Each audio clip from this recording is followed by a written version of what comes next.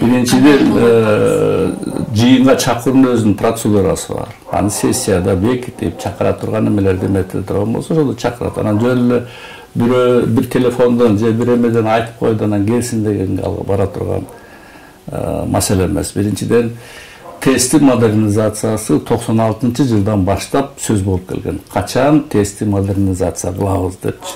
Анан ал бир күндө пайда болгон проект эмес. Мен премьер-министр катары ратификацияга жөнөткөн болушум керек. Бир-эки заседанияда өткөргөн да болуш керек. Межведомственный комиссияны эмне иш кылдыңар, каерге жеттиңер, тез араны бүтүргүлө.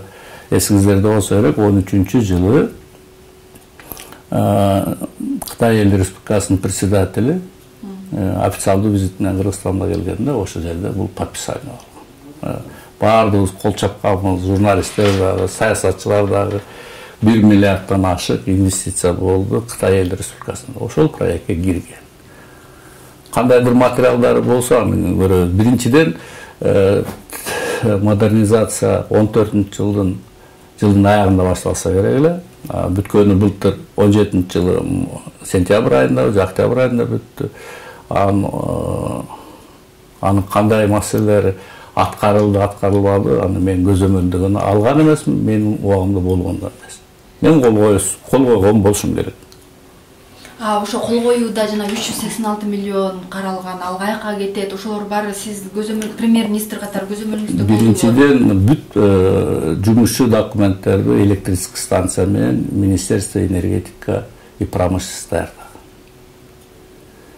Өкмөттүн жыйынында ошолор өкмөт коллегиалдуу орган, бир премьер-министр эч качан чечим кабыл албайт.